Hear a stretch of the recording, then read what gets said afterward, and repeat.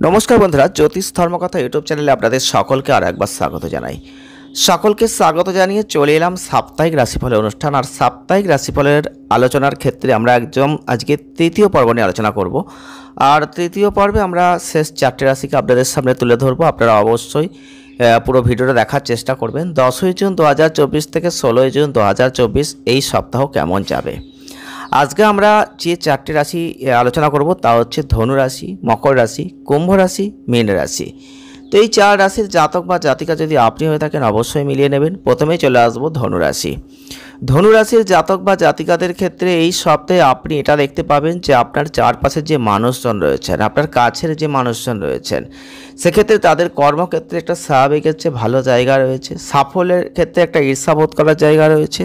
তো অবশ্যই আপনাদের এই দিকটা লক্ষ্য রাখতে হবে। আপনার ভাবমূর্তিকে উন্নত করতে হবে, নিজেকে ইতিবাচক শক্তিতে পূর্ণ করতে হবে। আর এই সপ্তাহে আপনার কঠোর পরিশ্রম নিষ্ঠার সাথে আপনি এমন অনেক সুযোগ পাবেন যার মাধ্যমে আপনি অর্থ উপার্জন করতে পারবেন। কারণ শনিদেব আপনার চন্দ্র রাশির 3য় ঘরে উপস্থিত থাকছেন। তবে এক্ষেত্রে বলবো আপনার সঞ্চয় অন্ধভাবে বিনিয়োগ করার পরিবর্তে আপনাকে ভালো স্কিমে ঐতিহ্যগতভাবে বিনিয়োগ করতে হবে। এই সপ্তাহে আপনার মন দাতব্য কাজে আরও বেশি নিযুক্ত হবে, যে কারণে আপনি আপনার পরিবারের সাথে কিছু ধর্মীয় অনুষ্ঠানের আয়োজন করার সিদ্ধান্ত নেবেন।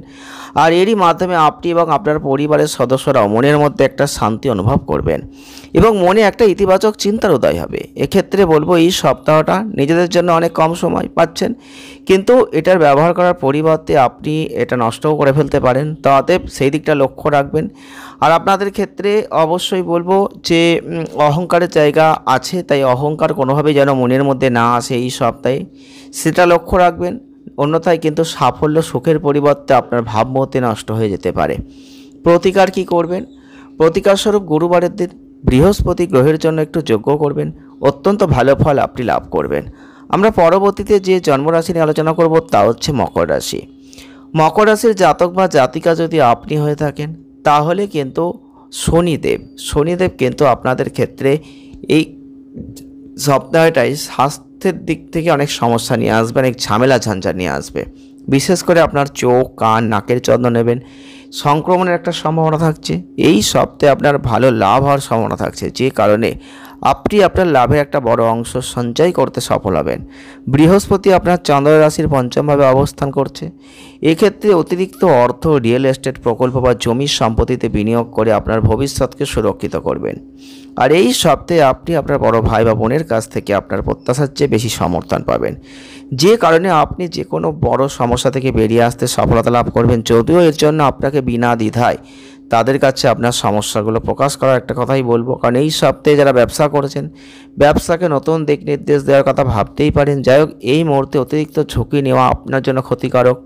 অতএব যে কোনো পরিবর্তনের বিষয়ে প্রত্যেকটা সিদ্ধান্ত নেওয়ার সময় আপনার জন্য বিশেষজ্ঞের পরামর্শ বাধ্যতামূলক। আর এক্ষেত্রে বলবো সুশিক্ষা লাভ করতে হবে সুন্দর ভবিষ্যৎ পেতে গেলে। এই সপ্তাহে আপনাকে সম্পূর্ণ ভিন্ন দিকে দেখা যেতে পারে। প্রতিকার স্বরূপ কেতু গ্রহের জন্য মঙ্গলবারের দিন একটু যজ্ঞ করবেন, অনেক ভালো ফল আপনি লাভ করবেন। পরবর্তীতে আমরা যে জন্মরাশি নিয়ে আলোচনা করতে চলেছি তা হচ্ছে কুম্ভ রাশি।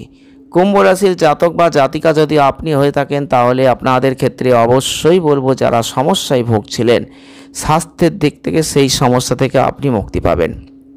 যদিও এমন কোনো সম্ভাবনা এই সপ্তাহে থাকছে যে কোনো কারণে আপনার ভ্রমণ হতে পারে, আপনি কিছুটা ক্লান্তি চাপ অনুভব করতে পারেন। অতএব যাত্রা যেতেই পারেন, তবে যদি পারেন তো এড়িয়ে যেতে পারেন, সেটা ভালো হবে। শরীরকে সর্বোচ্চ বিশ্রাম দেবেন, এটা অত্যন্ত ভালো। এই সপ্তাহে আপনাকে সম্ভবত আপনার পরিবারের সদস্যদের কাছের লোকদের সাথে শুরু থেকে অর্থ সঞ্চয় করার বিষয়ে একটু আলোচনা করতে হবে। অন্যথায় সপ্তাহের শেষে আপনাকে আর্থিক সীমাবদ্ধতার কারণে অনেক সমস্যার মধ্যে পড়তে হতে পারে। এই সপ্তাহে যারা পারিবারিক ফ্রন্টে রয়েছেন কিছু ছোটোখাটো সমস্যা আসবে। এই পরিস্থিতিতে পারিবারিক শান্তি বজায় রাখার জন্য আপনাকে প্রয়োজনীয় সমন্বয় বজায় রাখতে হবে। আর এই সময়ে পরিবারের সদস্যদের কিছু বলার সময় খুব ভেবে চিনতে আপনার কথাগুলো বলবেন।